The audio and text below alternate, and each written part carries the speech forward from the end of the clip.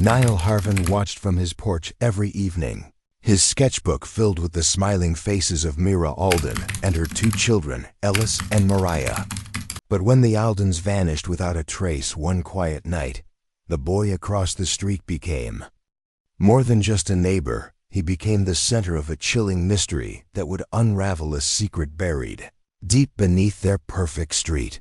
Willow Creek was the kind of neighborhood that people dreamed of raising their families in.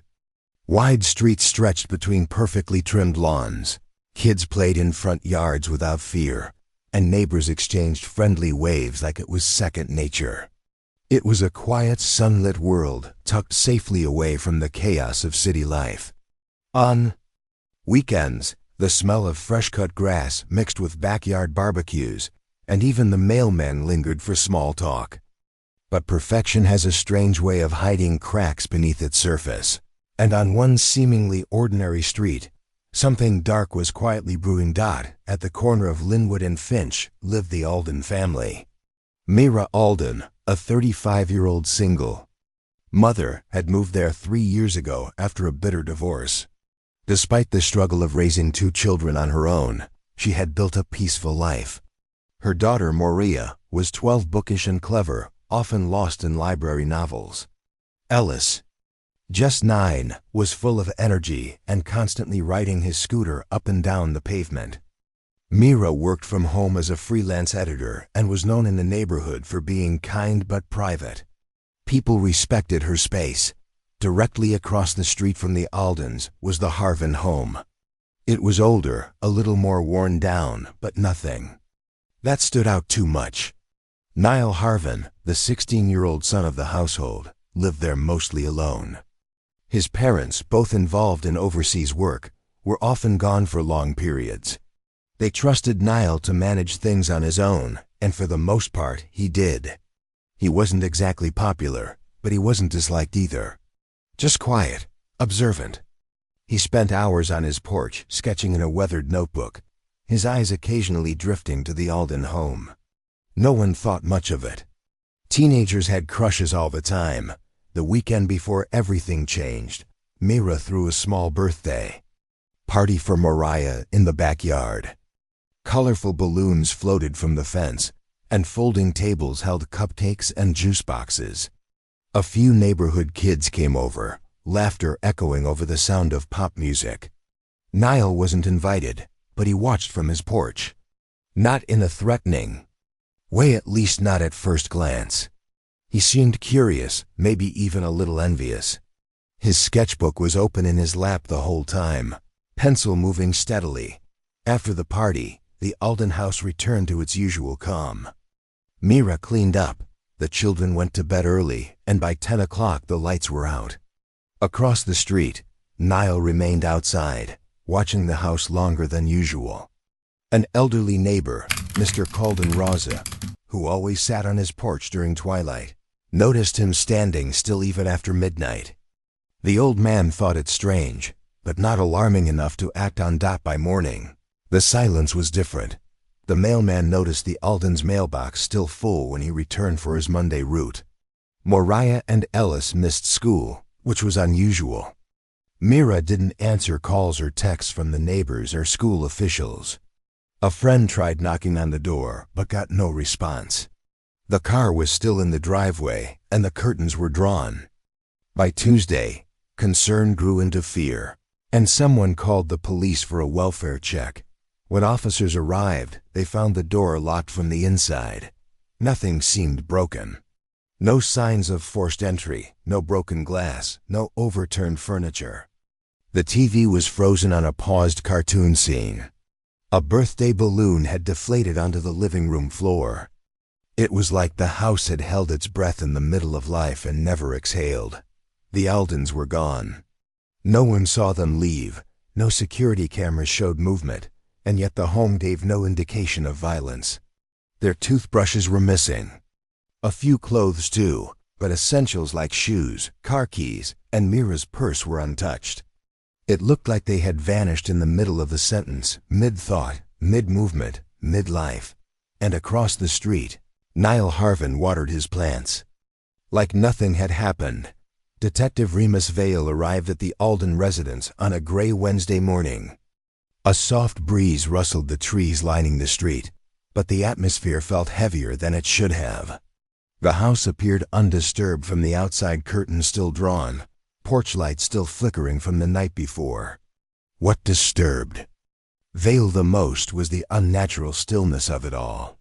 In most missing persons cases, there was chaos, scattered belongings, a shattered window, a neighbor hearing screams. But this house remained painfully neat, as if nothing had happened. Inside, nothing confirmed the struggle. The birthday decorations still clung to the walls. Plates with uneaten cupcakes remained on the counter. In the children's room, stuffed animals sat arranged neatly, beds made. There was a chilling ordinariness to it all. Mira's laptop was closed but powered on. Her phone was gone, but her charger remained plugged in next to the nightstand. Mariah's journal sat open on her desk with a doodle half finished. Ellis's scooter leaned against the back door like he might run out and grab it any minute. The initial theory was voluntary disappearance. Maybe Mira had decided to leave in the middle of the night. Maybe she'd taken her children to escape something. Perhaps a threat no one knew about. But if that were the case, why had she left her wallet, house keys, and even her jacket? Why not take the car, or at least leave a note? A neighbor remembered seeing her bringing groceries in the afternoon before the party. Everything she bought, milk, cereal, fruit, was still in the fridge, untouched. Detective Vale knocked on doors up and down the street. Most residents had seen or heard nothing unusual. But one neighbor, the retired and soft-spoken Calden Raza, recalled something odd. He said that on the night of the party, long after the guests had left and the street was dark, he noticed Nyle Harven standing on his front porch, watching the Alden house.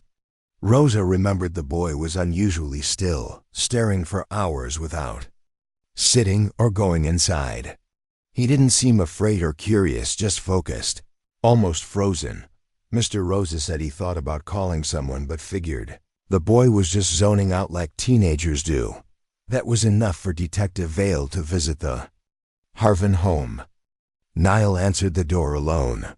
He was polite, calm, and not at all nervous, which Vale found odd for a teenager being questioned about a missing family. The house smelled of cinnamon and was surprisingly well kept.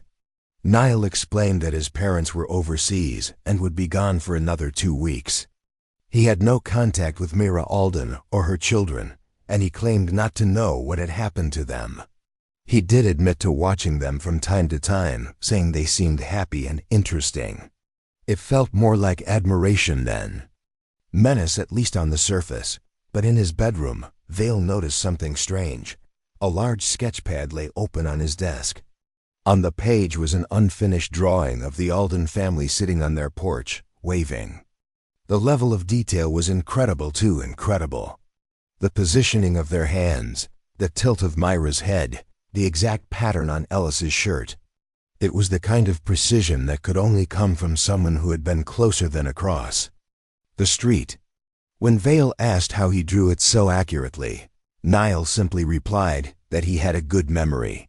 Vale left the house with an unease he couldn't shake. Something wasn't right. A follow-up with tech forensics revealed something even more disturbing. On the night the Aldens vanished, Mira's phone and laptop both connected to a Wi-Fi network, the Harvens. The pings lasted for over an hour, between midnight and 1 a.m., and then went silent. Suddenly, the theory of a voluntary disappearance seemed unlikely. If Myra had willingly left, why would she stop inside the home of a neighbor, a teenage boy she barely knew? Vale ordered a full search of the Harven residence, inside and out. Nyle didn't resist. He watched quietly from the porch, arms folded, as officers combed through the house. It wasn't until they checked beneath the floorboards in the utility room that the case took a terrifying turn. Hidden beneath a cracked wooden panel, just behind the water heater, they found a small square opening. A hole leading to somewhere no one had been in years, a tunnel. And inside it, A chilling secret waited to be uncovered. The discovery of the tunnel shifted the entire investigation. Detective Vale stood at the edge of the dark opening, flashlight in hand, staring down into the black void beneath the Harven house. The narrow shaft appeared man-made, but old probably. Part of an outdated sewer or utility network that predated modern renovations in Willow Creek. The air was thick with dust and decay. What disturbed the team the most was how the floorboard above it had been recently moved, the edges slightly worn, the wood slightly darker from oils of repeated handling. Someone had been using it.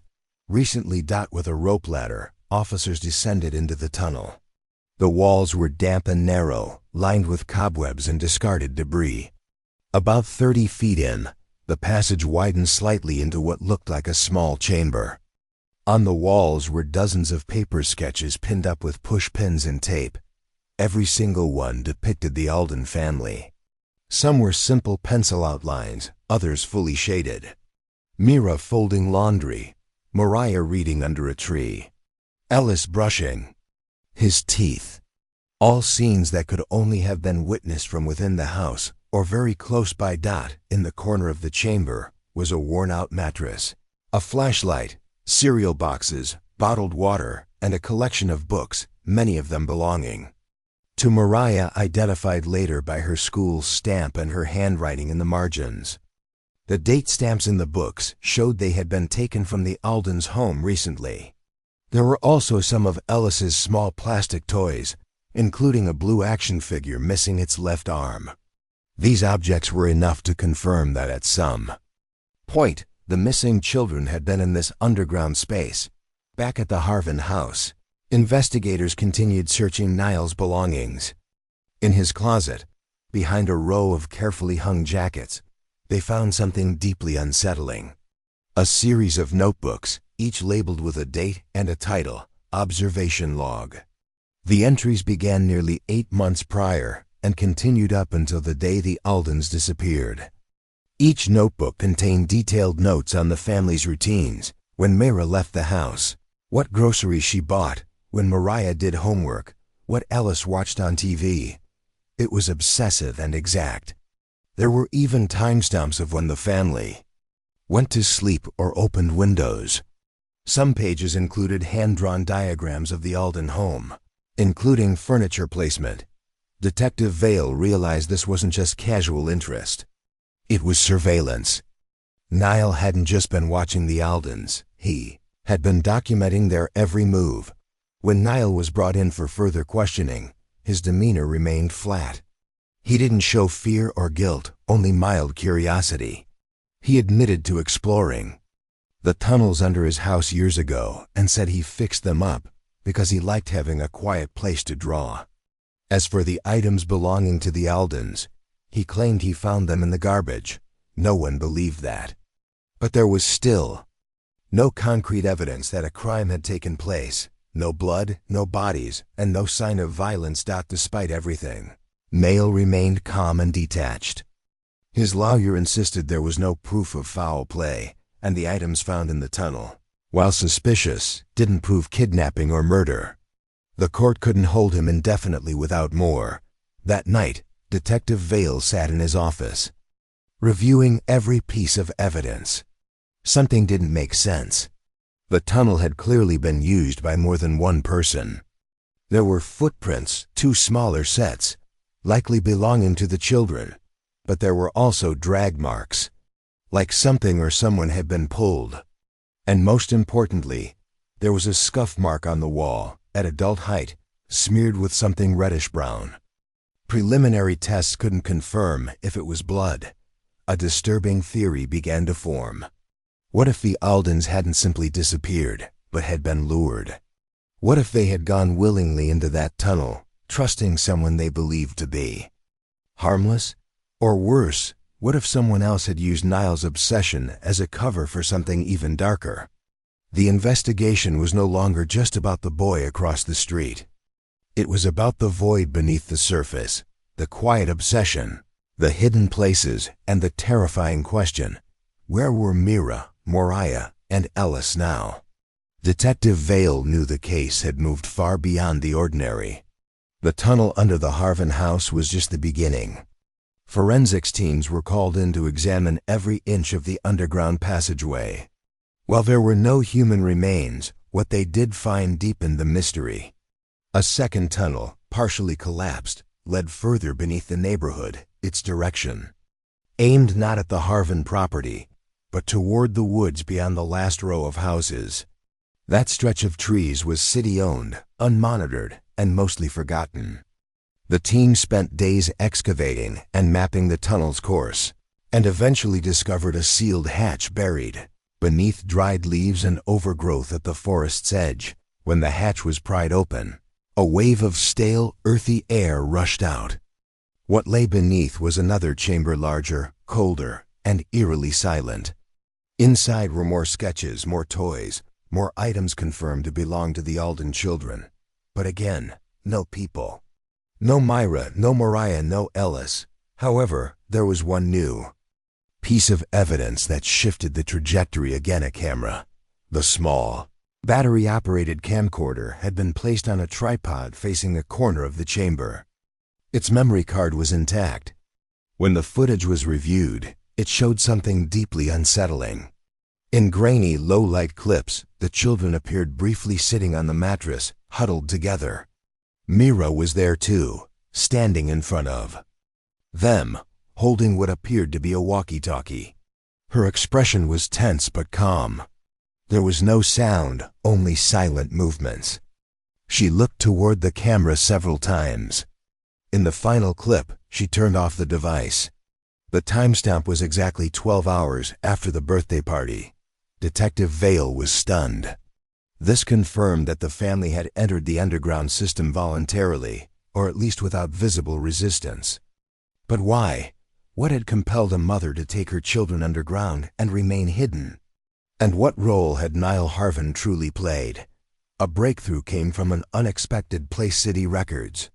An old blueprint of Willow Creek from 1978 showed the tunnel system was originally constructed as a storm drain network, but was abandoned when newer systems were developed. Few people even knew the tunnels existed. But one name appeared in the archive: Emery Harven, Nile's grandfather. He had worked on the original engineering team and lived in Willow Creek until his death 10 years ago.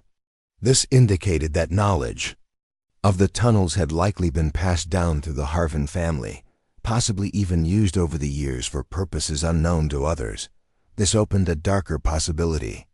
What if the tunnels had always been more than just forgotten infrastructure? What if someone had been maintaining them, preparing them? Detective Vale re-examined Nile's sketchbooks, this time focusing not on the drawings of the Aldens, but on the backgrounds. Several sketches included images of the underground chambers, drawn before investigators had discovered them. That meant Nyle had known about the second chamber all along. And he had drawn things no one should have seen, like Mira holding the walkie-talkie. These weren't just imaginative renderings. They were exact depictions of real events. Yet Nyle continued to deny involvement. He insisted he had never seen the Aldens after the party, had never entered the woods, and had no idea how Mira's belongings ended up in the tunnels. But the evidence was piling up, and the most chilling clue was yet to come. During a routine sweep of the forest clearing near the second hatch, a forensics officer found something partially buried, a child's shoe coated in dried mud.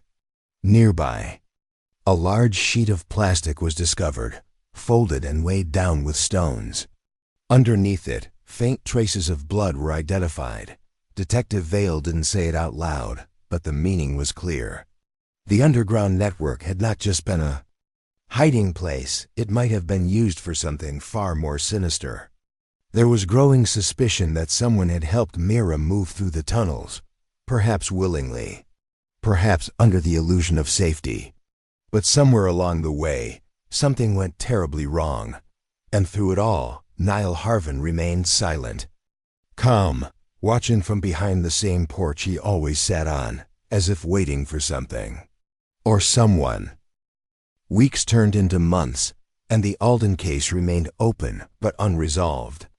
Public attention surged, then faded, but Detective Rhemis Vale couldn't let it go. Every time he reviewed the case files, the same question lingered. Why had Mira Alden chosen to enter those tunnels? What had she known, or feared, that made her walk away from the safety of her home with her children and vanish into the underground? Despite constant monitoring, no new movement was detected near the forest hatch or beneath the Harven residence. Nyle Harven was placed under psychiatric evaluation after his behavior became increasingly erratic. He didn't lash out or break down, he simply stopped responding to people altogether. He would sit silently for hours, drawing, his sketchbooks filled with new images. And they were always of the same three figures, a woman and two children moving deeper and deeper into shadowy, twisting tunnels. In one sketch, Mira was holding Ellis in her arms, her other hand reaching back as if to stop someone from following them. Another sketch showed Mariah alone, looking over her shoulder with wide, dark eyes. Forensics eventually concluded that the blood found on the plastic sheet in the woods was a match for Mira Alden. The amount wasn't fatal, but it indicated some form of injury, possibly defensive. Still, there was no body, no signs of struggle, and no direct link to a murder. Technically, the case remained a missing persons file. Then came the most disturbing development yet. One morning, Mr. Calden Rosa, the elderly neighbor who had originally reported seeing Nyle watch the Aldens from across the street, found a package at his door. It wasn't addressed, just wrapped in plain brown paper. Inside was a small canvas, painted with oil. The image was unmistakable. It was his own porch. Viewed from across the street, and sitting in the foreground was Mira, Ellis, and Mariah. They were smiling, but something was off. The background was dark, almost cave-like. Behind them, faintly painted into the shadows, was a figure with no face. Just a silhouette, arms outstretched, like it was about to reach them. Mr. Rosa turned the canvas over. On the back, scrawled in red paint, were the words, "They're not alone." The painting was traced to a local art supply store, where the clerk remembered selling the exact brand of oil paint to a teenage boy just a few days earlier. He matched Nile's description. But Nyle had been in secure psychiatric care the entire time. Security footage showed no breach, and visitors were strictly logged. No one could explain how the painting had ended up at Mr. Rose's door. Detective Vale began to suspect that someone else had been involved from the very beginning. Perhaps another person who had access to the tunnels. Someone who had remained hidden. Nyle might have only been a part of a larger story, a pawn in something deeper and far more sinister. But there were no names, no faces, only symbols and sketches that pointed toward a hidden truth. Then came the final twist. 3 weeks after the painting was delivered, Mira Alden's bank card was used at an ATM 2 states away. The security camera caught only the back of the person's head, but the figure resembled her in height and posture.